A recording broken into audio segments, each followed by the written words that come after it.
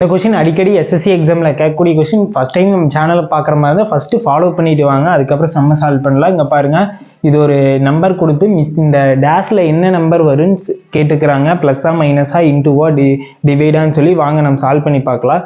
பாடி மாஸில் first என்ன இருக்குது, பேக்கெட்டில் இருக்கிறத ஃபஸ்ட்டு பண்ணுமா அதை பண்ணிக்கலாம்.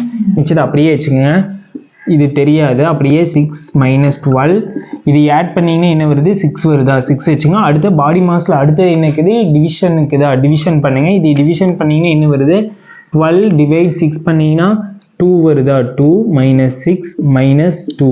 இங்கே வந்து ஃபஸ்ட்டு மைனஸ் போட்டு பாருங்கள். 2 - 6 போது -8 ஈக்குவல் டு நம்மளுக்கு 10 வரணும், 10 வராது.